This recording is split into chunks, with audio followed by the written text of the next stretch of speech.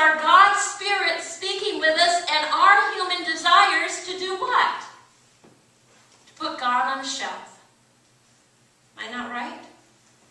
Put him up there so we have him for the insurance plan. When things get tough, I'm going to take you down, God. Remember, I made that commitment to you. I am a part of your group. I come and I do things that should honor you occasionally. Well, yeah, maybe occasionally, not always. But anyways, God, you and I have a deal. But don't mess with my life. Don't tell me how to live.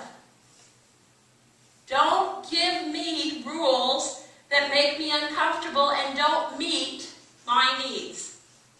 Are you right? Isn't that what we do? We do not listen to the Spirit. Instead, we conveniently put it away. Now, you might say, well, how do I know what the Spirit wants? What does Paul say? It's as simple as pie. Do you not all want to be loved? Isn't that what we ask for? The greatest thing in the world, John Lennon said, is love, love, love. Gotta get more love. I don't know all the words, but you probably do. But what do we do instead?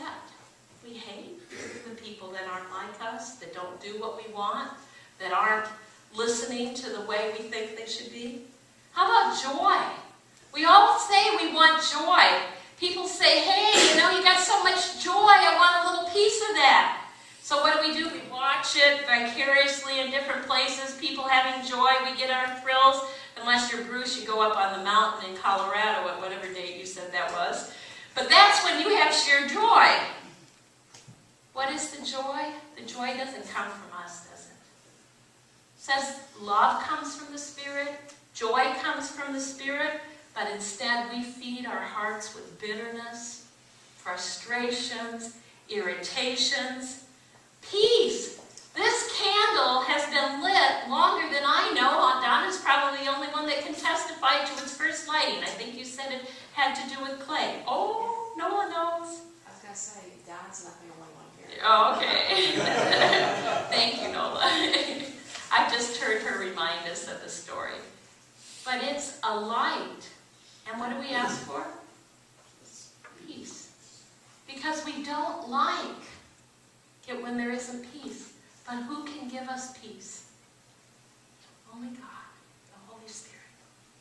The fruits of the Spirit are love, joy, peace. Well, those are kind of nebulous. How about self-control? Any of you have problems with self-control? What you want to do?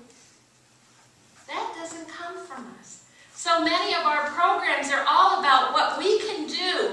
And so it's like we make their pledges. And I'm right with you. I hope you know I'm not preaching to you. I'm preaching with you about the self-control. I'm going to get up and I'm going to exercise every day. And I'm going to make sure I don't eat anything except vegetables, fruits, and natural water.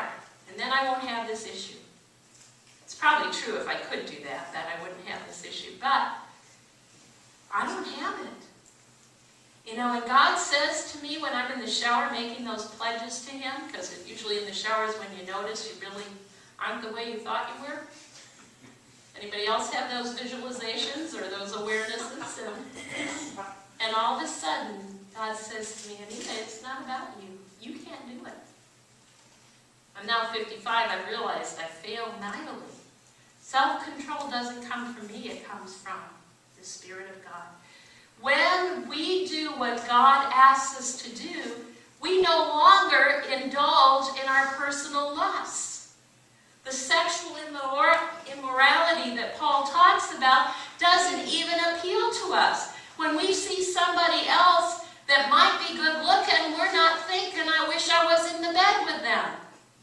Because the Holy Spirit totally is filling our hearts with joy, peace, love, patience. I witnessed Jody's got lots of patience. You've had a lot of work, haven't you, Jody? The more patience you want, how many of you have ever prayed, Lord, help me to have patience? That's what the Lord does. Gives you obstacles to learn patience, doesn't He? Yeah. Patience, long-suffering. I think of the Christians around the world outside of the United States and Europe, where they are persecuted continuously, are not permitted. Just recently, our United Methodist Committee on Relief has made a cry for the persecuted Christians in China who are wanting to come to this Christian gathering down in Africa and are not being permitted because the Chinese government says it's say the word it's not surveillance. Subversive. Thank you. Subversive. Because it's doing things, which you know and I know that that's not what they want. They want to honor, glorify God. But the government isn't letting them. So there's this cry for. When we are focused, guess what? People in China who have so little and have to sneak to get to a Bible study have joy, peace, love, patience, long-suffering, kindness. How is that? How is it that we who have none of those struggles have bitterness, malice, discord, and no self-control? I think it has to do with what voice we listen to. The Holy Spirit is in you.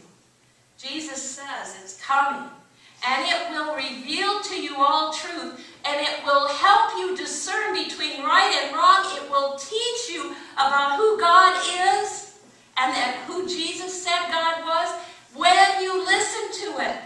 But you can get a hardened heart. And even in our church pews, we can get hardened hearts. And we can be thinking about how it affects us. What's going on, what's not right, and we no longer see the Spirit speaking. I know that I am a victim of that too. Not a victim, I'm a participant in that. And that I sometimes forget to ask. Here's the great news, brothers and sisters, it's easy. Audrey knows it.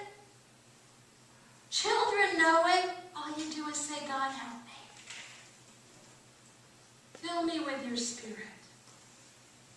Help me to be. And then what do? We don't say that and then go do something we know that would be contrary to God's will to feed the Spirit. What do? We be obedient.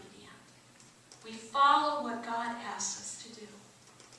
We talk to God. We read the Scriptures. We do our devotions. We gather together. We participate in community and fellowship in the sacraments. And as we are obedient for the day, God's Spirit will fill us with the joy and peace and love that only God can give. That sounds too easy in this culture. But in so many cultures, they understand that's how you live. And they have more joy.